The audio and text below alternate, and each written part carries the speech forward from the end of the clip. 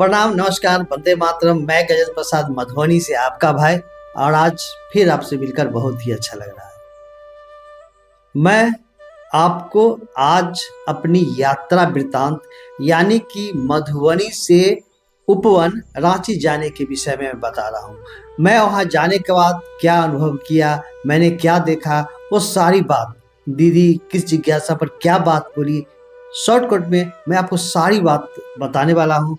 तो आप बने रहिए हमारे साथ, और आज का जो यात्रा वृत्तांत है वो प्रारंभ करता हूँ मैं अब। सबसे पहले मैं मधुबनी से ट्रेन के द्वारा रांची पहुंचा। वहाँ स्टेशन पर ही फ्रेश होने के बाद उपवन के लिए टेम्पू के द्वारा पहुंचा। वहाँ पहुंचने के बाद मैंने देखा कि बहुत सारे भाई बहन वहाँ उपस्थित हैं। लगभग उस समय तक 2,500-300 भाई बहन वहाँ उपस्थित थे। जो उपवन के सामने एक शेड बनाया गया, एक ठहराव बनाया गया है, वहाँ पे सभी लोग बैठ करके हर भोला हर शिव या गुरु का संबंधित बातें कर रहे थे।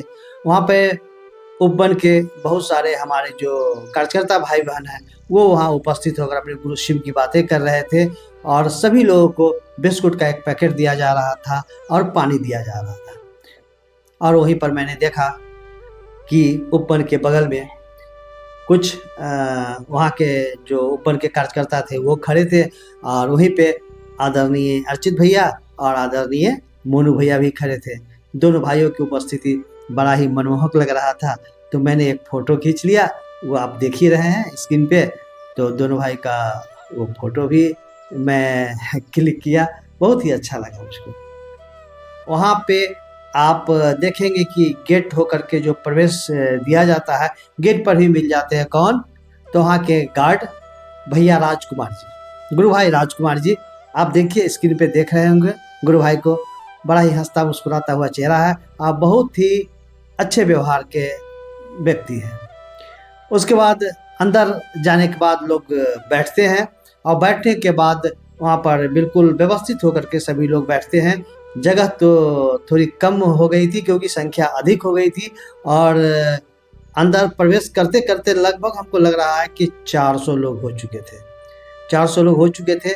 जगह की कमी थी, लेकिन सभी लोग आपस में हिल मिल कर बैठ गए। बैठने के बाद वहाँ पर एक बहुत बड़ा स्क्रीन है, टीवी का बड़ा सा टीवी लगा हुआ है, जिसमें साहब श्री की चर्चा चल रही थी, और उस चर्चा को लोग सुन रहे थे ध्यानपूर्वक। देखिए भैया, साहब श्री की बातें अपने घर में अपने मोबाइल पे आप सुनते हैं, सुनना चाहिए, वो एक अलग बात है। लेकिन वहाँ जाकर बड़े डिस्प्ले पर सभी भाई बहनों के साथ बैठकर, और वो भी उपवन में बैठकर, साहब श्री का उपवन, साहब श्री के घर में बैठकर अपने गुरु शिव की बातें सुनना और करना, एक एक ये जो है ना, एक अलौकिक बातें हैं। तो वहाँ सभी मिलकर साहब श्री की बातों को सुने। अरे शुभ को मारने चले थे, कुत्ता के पीछे कहाँ घूम रहे हैं? अच्छी स्थिति है। तो मैं कह रहा था कि मैंने इस पर बहुत विचार किया। माथा पीट लेने से अपना माथा फूट सकता है, दूसरे का माथा तो बढ़िया रहेगा। मैंने बहुत विचार किया, तो मुझको एक ही बात लगी कि शिव का गुरु पद, महादेव गुरु के रूप में क्या काम करते हैं? वो काम करते हैं कि जीव को शिव बनाते हैं, यानी शिष्य को शिव बनाते हैं। गुरु शिष्य को अपने जैसा बनाता है। पॉकेटमार गुरु रहेगा तो आपको पॉकेटमार बना पड़ेगा, चोर गुरु रहेगा तो आपको चोरी सिखलावेगा, दर्जी गुरु होगा तो आपका कपड़े की सिलाई बताएगा, शिव गुरु होगा तो आपको ईश्वर बनाएगा, शिव बनाएगा, अपने जैसा बनाएगा। दूसरों के लिए आप सुख देंगे, दूसरों का जहर पिएंगे, तो शिव के आचरण में हम लोगों को दिखता है। और 1 बजे के बाद लगभग 1:15 या 1:30 बजे दीदी बरखा आनंद, आदरणीय अर्चित भैया आए, और सभी मिलकर वहाँ बैठकर सभी लोगों से बात किए, सभी का हाल समाचार पूछे, कैसे है आपके क्षेत्र में गुरु कार्य कैसे होता है, कैसे आप लोग हैं। और लोगों ने अपनी अपनी कुछ व्यक्तिगत बातें की, कुछ परेशानी बताया, और दीदी और भैया ने बड़े ही अच्छे से सभी को महादेव की ओर मोड़े, और जहाँ तक संभव हुआ वो अपने कुछ उपाय भी बताएं, लेकिन सभी को महादेव की ओर मोड़े कि, और साहब श्री की विचारों की ओर मोड़े। दीदी का चर्चा हुआ। उस बीच मैं भी कुछ जिज्ञासा रखा था। तो जिज्ञासा मैं क्या क्या रखा था तो उसके विषय में बताऊं। सबसे महत्वपूर्ण बात हमको ये लगा और ये जिज्ञासा मैं रखा था कि हम सभी प्राय ऐसा देखते हैं कि किसी घर में एक दो व्यक्ति गुरु कार्य करते हैं और बाकी घर के सदस्य नहीं करते हैं। तो क्या एक दो व्यक्ति गुरु कार्य करेंगे तो सभी को दया मिल जाएगी या नहीं मिलेगी? तो क्या करना चाहिए? इस संबंध में दीदी का विचार आप सुनिए। देखिए, अपने बच्चों को भी हम लोग को समझाना चाहिए, सिखाना चाहिए कि वो महादेव से दया मांगे। हम तो शिव से बन गए, मेरा बच्चा बना कि नहीं? क्योंकि हम उसको अपना खेत दे सकते हैं, अपनी संपत्ति दे सकते हैं, लेकिन मेरे अंदर जो शिव की शिष्यता है वो भी तो हमको देना है। हम दूसरों में बांट रहे हैं, अपने परिवार को नहीं बांट रहे हैं। महाशिवरात्रि में साहब ने कहा कि सब जगह आप करिएगा, ठीक है, अपने घर में भी आके 1.25 घंटा करिएगा, क्योंकि सबके बीच तो अपने महादेव के नाम की गूंज कर दी, अपने घर में क्यों नहीं की? कोई ऐसा कारण नहीं है कि हाँ आप नहीं कर सकिए। अपने घर में भी, अपने बच्चों को भी या अपने परिवार को भी महादेव की दया की परिधि में लाने की कोशिश करनी चाहिए। अभी आपने दीदी का विचार सुना और एक अंश मैं सुनाता हूँ आपको, वो भी सुनिए। तो महादेव के चेला हम है तो हमको तो सुविधा मिलेगी, मेरे दोस्त को ही उनको सुविधा नहीं मिलेगी। उसके लिए तो चेला उसको भी बनना पड़ेगा। हाँ, उसका लाभ मिल जाएगा।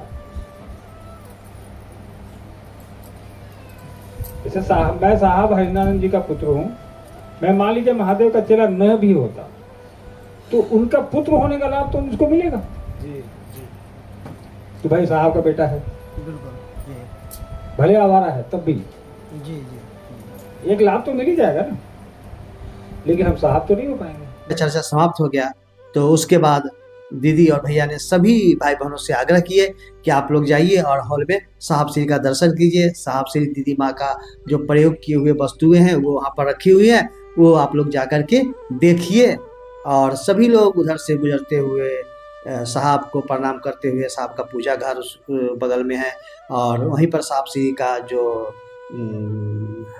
रूम है जिसमें साहब श्री रहते थे वो था। बाहर में एक बड़ा सा तस्वीर लगा हुआ है और वो जो बड़ा सा सोफा लगा हुआ है, जिस सोफा के विषय में साहब श्री अपने पोता यानी रत्नम बाबू को कुछ बताए थे, वो भी वीडियो मैंने बनाया है। जो सीतामढ़ी में पहली बार लोगों के समक्ष ये बात आई थी वो वीडियो में बनाया हूँ, आप स्क्रीन पर देख रहे हैं। आप उस वीडियो को जरूर देखें।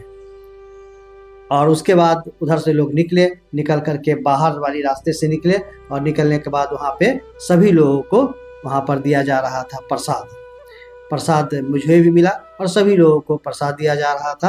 3 सूत्र का कार्ड दिया जा रहा था और एक स्टिकर 3 सूत्र का कार्ड, ये इसी तरह का 3 सूत्र का कार्ड दिया जा रहा था और एक स्टिकर जिसमें लिखा हुआ है, लाल रंग का स्टिकर है, उस पर लिखा हुआ है आइए भगवान शिव को अपना गुरु बनाए और महादेव का फोटो है वो दिया जा रहा था। उसके बाद उधर से सब कोई निकल कर बाहर आते हैं और बाहर आने के बाद जिनका जैसे जैसे गाड़ी का टाइम था गाड़ी पकड़ के और अपने अपने घर को वापस गए। इस तरह हम भी वहाँ से वापस निकले और उसके बाद स्टेशन आने के बाद अपना जो ट्रेन था ट्रेन पकड़ कर वापस फिर मधुबनी आ गए। तो कहने का मतलब ये है, यदि आप अभी तक साहब श्री का उपवन नहीं गए हैं तो आप एक बार जरूर जाइए। देखिए ये मेरा अपना अनुभव है, मैं किसी को अपने विचारों से प्रभावित क्यों करूं। सभी का अपना अपना महादेव, सभी का अपना अपना रिश्ता है महादेव से, साहब दीदी से अपना अपना रिश्ता है। लेकिन मुझे लगता है कि वहाँ जा कर के साहब से मिलना, साहब से बातें करना, दीदी माँ से बातें करना, महादेव से बातें करना बहुत ही हमको अच्छा लगता है। ऐसे बहुत से लोग कहेंगे कि क्या साहब श्री वही है, महादेव वही है, सभी जगह हैं। तो भैया सभी जगह हैं तो महादेव का तो मंदिर आपके घर में भी है, आपके गांव में भी है, आपके अगल बगल शहरों में भी है।